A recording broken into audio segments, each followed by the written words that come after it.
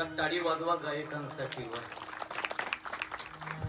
हेची थोर भक्ती, हेची थोर भक्ती आवडते देवा संकल्पावे माया संसाराची.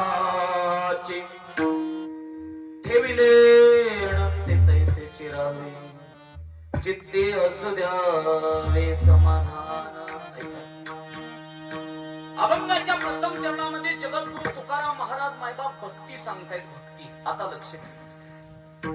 तुकोबाऱ्या सांगतात विठेवरच्या उभ्या असणाऱ्या त्या मालकाला कुठल्या पद्धतीची भक्ती आणि कुठल्या पद्धतीचा भक्त आवडतो. तुकोबाऱ्या सांगतात हेची थोर भक्ती आवडती देवा, पण कुठली? संकल्पावी माया संसाराची. लक्ष द्या. ज्या पद्धतीनं मायबाप तुम्ही आम्ही प्रपंचावरती प्रेम करतो, प्रपंचावरती माया लावतो, त्याच पद्धतीनं जर आम्ही परमार्थावरती माया लावली, भगवंतावरती प्रेम केलं, तर ती भक्ती आणि तो भक्त मायबाप खऱ्या अर्थानं देवाला आवडतो. विठ्ठल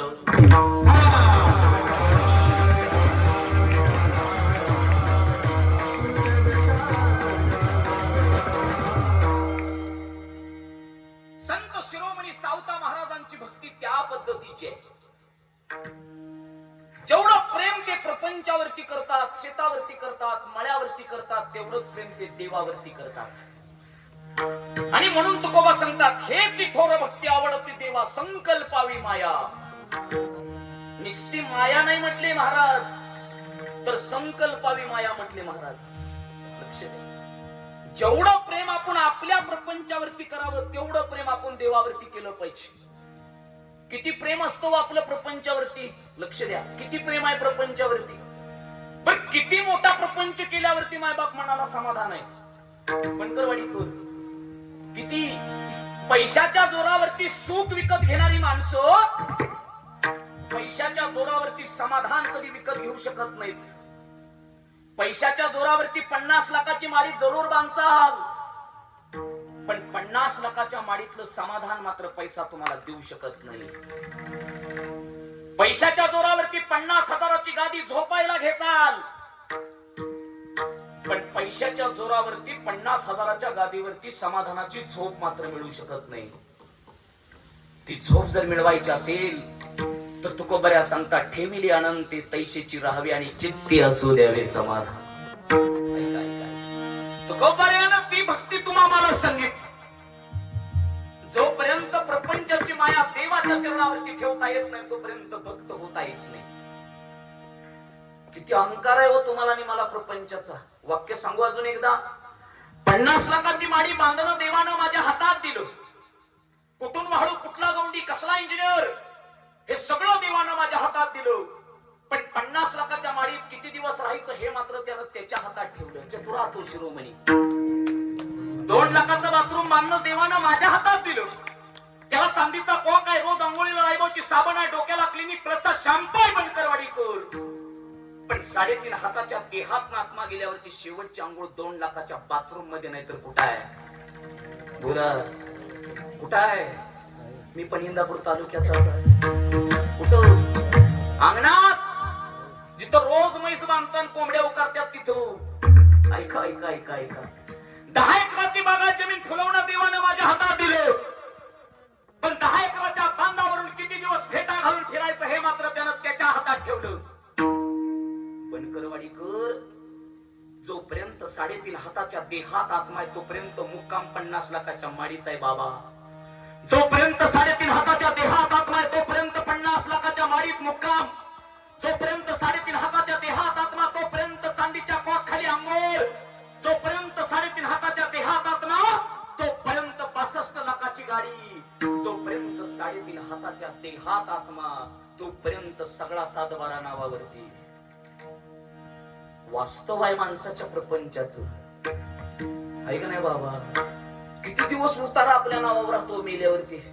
बोला किती दिवस. आमच्या गावात एक 80 वर्षाचं बाबा आहे. भेटल त्याला एकच वाक्य बोलतो, मी हाय म्हणून मा सगळं चाललंय पोरांचं. मी हाय म्हणून पोरं चटणी भाकर तरी खात्यात. असं बाबा फक्त आमच्याच गावात नाही. ऐका. आणि एक दिवशी त्या बाबाकडे गेलो. बाबा सकाळची वेळ आहे, कुठं गेली पोरं? म्हातारं म्हणतोय कशाची पोरण कशाची डोर. म्हणलं काय झालं? मी हाय म्हणून चटणी भाकर तरी खात्यात.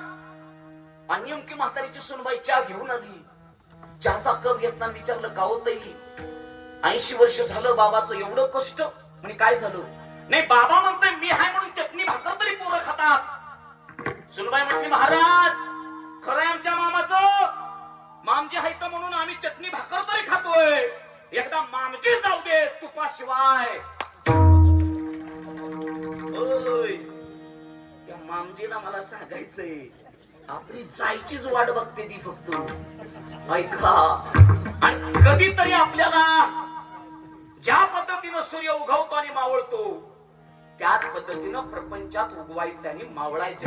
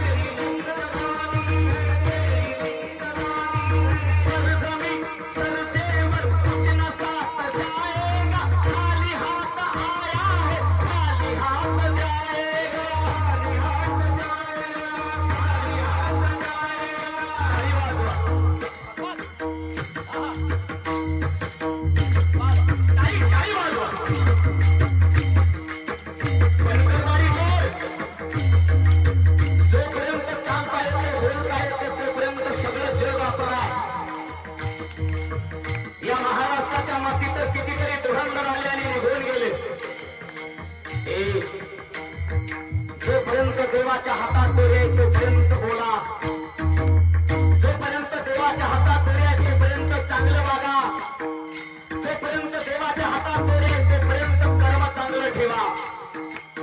एक दिवशी निघून जायचंय.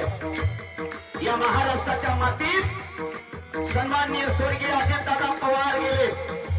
एक काळ तुमची बुद्धी बघत नाही, तुमचा पैसा बघत नाही, तुमची संपत्ती बघत नाही, काळ तुमचा परमार्थ बघतो. परमार्थ कितीतरी धुरंधर गेले दादा.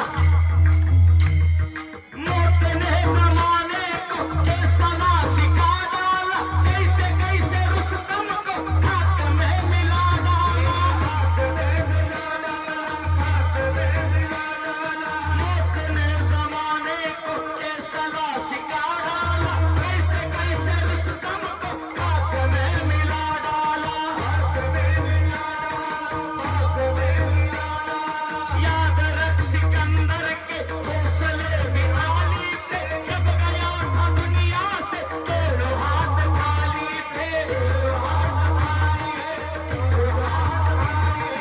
बाबा पुढच्याला ठेस लागल्यावर मागच्यानं शान व्हावं.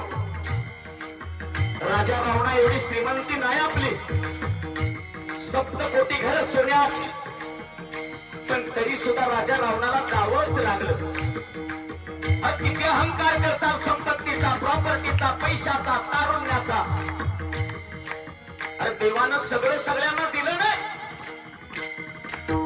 मला चांगलं बोलता येतं, पण आपल्याला चांगलं गाता येतं. आपल्याला चांगलं गाता बोलता येतं, पण कोणाला तरी चांगलं गाता येतं ना. अरे परमार्थ हसत खेळत करायची गोष्ट आहे, पण अहंकार आमचा नडतो दादा. पाहत्या रावणाचे येते काय हाल झाले, काय हाल झाले, काय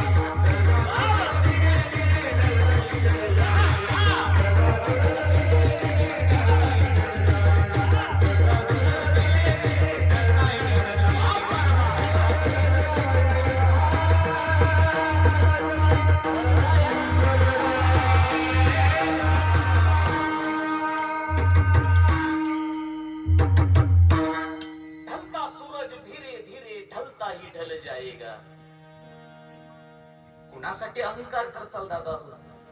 कुणासाठी? कधीतरी त्या 3.5 हाताच्या देहाला प्रश्न विचारा, तर किती दिवसाची संगत आहे.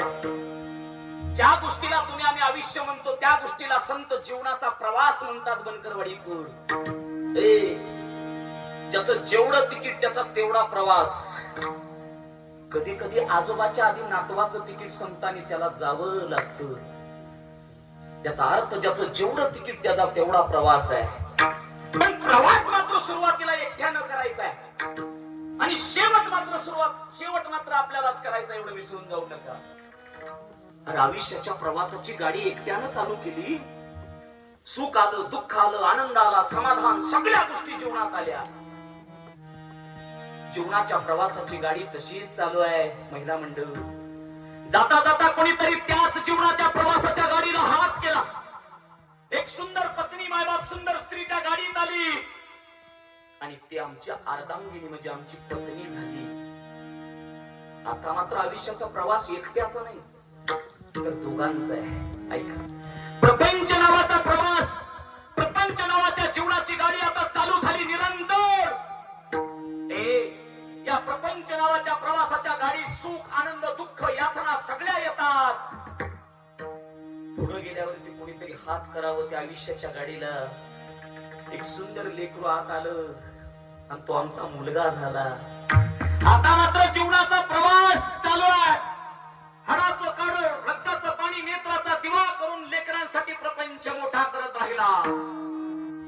पण एक दिवस असा आला, त्या प्रपंचाच्या गाडीला यम नावाच्या कंडक्टरनं हात केला. यम नावाचा कंडक्टर प्रपंचाच्या गाडीत आला. बनकरवाडीकर, प्रश्न केला. जो आधी गाडीत चढला त्याची उतरण्याची बारी आली. डोळ्यातनं पाणी वाहू लागलं. डोळ्याच्या समोर तो सगळा इतिहास दिसू लागला. आयुष्यभर हाडाचं काढ, रक्ताचं पाणी, नेत्राचा दिवा केला. पण किती लोकांवर भांडलो या प्रपंचासाठी, किती लोकांवर वैरत्व पत्करलं या प्रपंचासाठी, किती लोकांचं वाटोळ केलं या प्रपंचासाठी. पण आज मात्र यम नावाचा कंडक्टर म्हणतोय, जो पहिल्यांदा गाडीत चढला त्याची उतरण्याची बारी आली. रडत रडत बायकोकडे गेला. ऐक ना, प्रवास एकट्यानं चालू केला, तू माझ्या जीवनात आलीस. पण यम नावाचा कंडक्टर आता म्हणतो, जेव्हा पहिल्यांदा चढला त्याची उतरण्याची बारी आली, माझ्यासाठी तू उतरशील का? बायको म्हणते, तुमचं तिकीट संपलंय, तुम्ही उतरा, आमचं तिकीट अजून लांब आहे. ऐका, रडत रडत लेकराकडे गेला. दादा, सगळं बांधतो रे तुझ्यासाठी, काय नाही केलं? पायात कधी चप्पल घातली नाही रे चांगली तुझ्यासाठी, अंगावरची कोपरी फाटली माझ्या बघ, कधी तोंडाची दाढी केली नाही, डोक्याचे केस कधी कापले नाही, 50 रुपये जातात म्हणून. राजा, दुखत होत रे माझं, पाठ दुखते, अंग दुखत, तरी कधी डॉक्टर कडे जात नाही, 300 रुपये जातात म्हणून. किती मोठा केला प्रपंच तुझ्यासाठी. पण यम नावाचा कंडक्टर म्हणतोय, जो पहिल्यांदा चढला त्याची उतरण्याची बारी आली. स्वतःची धर्मपत्नी उतरत नाही, तू माझ्यासाठी उतर. पोरग म्हणतो, बाबा आताशी माझं 30 चालू आहे, लय व्हायचंय, जायचंय अजून, तुमचं संपलं, तुम्ही उतरा, आमचं अजून. विठ्ठल,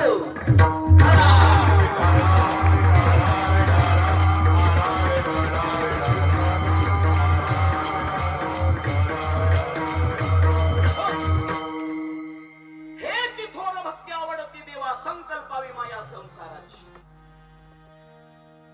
प्रपंचावरती जेवढं प्रेम करता तेवढं प्रेम देवावरती करा, आणि ती भक्ती देवाला आवडते. ती भक्ती संत शिरोमणी सावता महाराजांना आवडते, ती भक्ती गणपती रायाला आवडते, ती भक्ती विठ्ठलच्या विठ्ठलाला आवडते. तुमच्या गावात एक वाक्य सांगतो, प्रपंचामध्ये वस्तू मिळाली की माणसाची इच्छा वाढते, आणि परमार्थामध्ये वस्तू मिळाली की माणसाची इच्छा संपते. टाळकरी महिला मंडळ, गेल्या दिवाळीला 1 तोळा केला, पुढच्या दिवाळीला करू वाटतो का नाही? आता लय मागलंय तो विषय जाऊ द्या, पण कमीत कमी चांदी तरी मिळत का नाही? प्रपंचामध्ये वस्तू मिळाली की इच्छा वाढली, पण परमार्थाचं उलट आहे. परमार्थामध्ये देव नावाची वस्तू, भगवंत नावाची वस्तू, परमात्मा नावाची वस्तू, परमेश्वर नावाची वस्तू, परम तत्व नावाची वस्तू, विठ्ठल नावाची वस्तू ज्या दिवशी मिळते त्या दिवशी इच्छा आमची संपून जाते. जगद्गुरु तुकोबऱ्या गोड प्रमाण देत आहेत.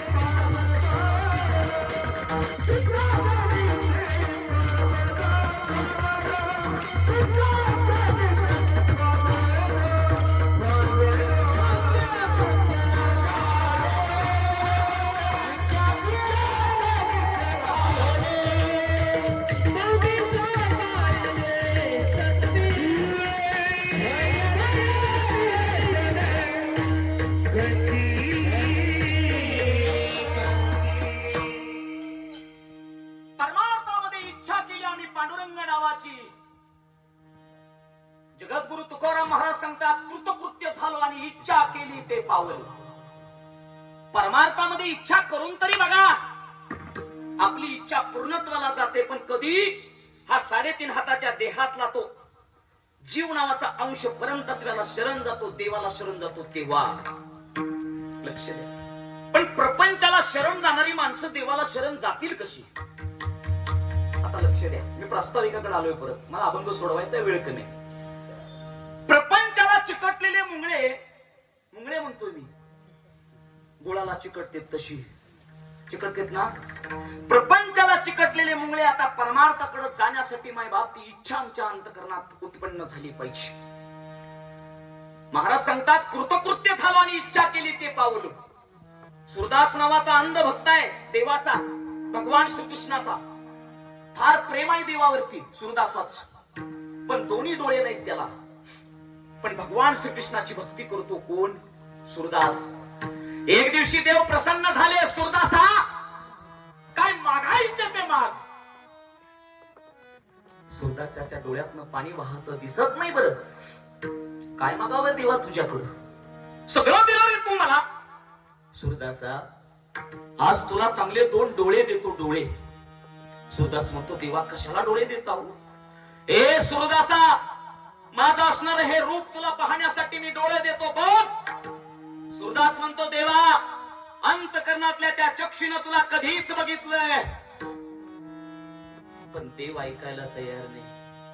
देवानं सुरदासाला 2 डोळे दिले, बनकरवडीकर.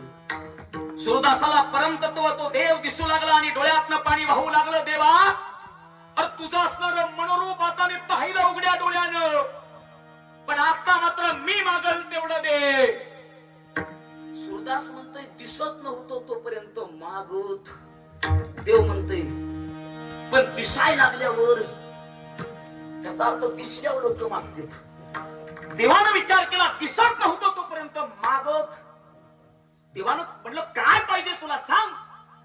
देवा जसे डोळे दिले तसे डोळे आता परत माघारी घ्या आणि मला आंधळ करा. देव म्हणतो, सुरदासा असं मिळत नाही कुणाला कुणाच्या आयुष्यात. तुला दिलं रे. सुरदास म्हणतो, देवा अरे ज्या डोळ्यानं तुला पाहिलं आता इच्छा संपून गेली, इथून पुढं काय पाहिजे? कृत्य झालो आणि इच्छा केली. पण आमचं उलटाय देवा. प्रपंचात वस्तू मिळाली की इच्छा, हे ती थोर भक्ती आवडती देवा. तुकाराम महाराज सांगतात, संकल्पावी माया संसाराची. आमच्या गावात सप्ताह भरतो दरवर्षासारखा, तुमच्या गावात भरतो तसा लाखेवाडीला. लक्ष. आणि त्या सप्त्यात एक बाबाजी आलते, फार तत्वज्ञानी. लक्ष द्या बरं. प्रपंचात वस्तू मिळाली की इच्छा वाढते. महिला मंडळ, बाबाजीच्या चरणावरती एक जण नतमस्तक झालं. बाबाजी 35 वर्ष झालं प्रपंच करतोय, पण हातात मात्र काय लागत नाही. बाबा म्हणताय म्हणून तर मी बाबा झालोय. बाबानं सांगितलं एक काम कर, उद्या येताना दगडाचे खडे घेऊन ये. खडे जेवढं खडं आणतील तेवढं हिरं बनवून देतो. असा बाबा आपल्या गावात आल्यावर बुजून मरल ती. लक्ष द्या. आता घरी गेलो नुसतं खडच याचायला लागलं. बायको म्हटली 35 वर्ष झालं प्रपंचाला कधी गोट्यातलं शेण काढलं नाही बाबानं, पण आज मात्र खडं येतंय. खडं येचलं, एक पाटी भरली आणि पाटी भरल्यावरती लक्षात आलं जेवढे खडे तेवढे हिरे. आता पाटी बघितल्यावरती इच्छा वाढली. म्हणला पाटीत आपलं भागायचं. पाटीत काय होईल?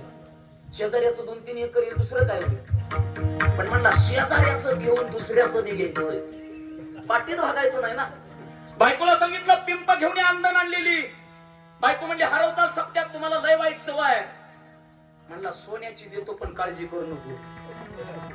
हिरं यायचं होतं ना.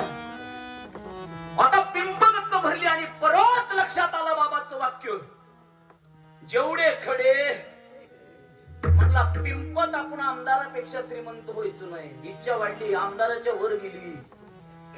मग म्हणला बैलगाडीच लावू. आता बैलगाडीत खडं टाकतोय मामा. बैलगाडी भरल्यावरती परत इच्छा वाढली, बैलगाडीत भागायचं. मग डम्पिंग ट्रॅक्टर लावला आणि त्याच्यात खडं टाकायला लागलं. बघता काय 8 दिवस बी झालं, बाबा बी गेला, सप्ताह बी संपला. अजून खडे असतंय आमच्या इथं. विठ्ठल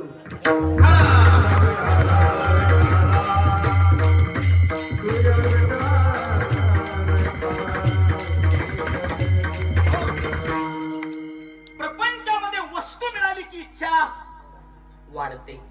जगद्गुरु तुकाराम महाराज सांगतात, हे जी थोर भक्ती आवडती देवा, अरे संकल्पावी माया संसाराची. किती संसारावरती प्रेम करणार आहेस रे का? ज्या संसारावरती प्रेम करतो त्याच परमपिता परमात्म्यावरती प्रेम कर, तुझ्या जीवनामध्ये सुख येईल. प्रश्न केला, ओ महाराज तुम्ही म्हणता की प्रपंचाची माया देवावरती लावली पाहिजे, पण ऐका ना, सगळं आहे माझ्याकडं.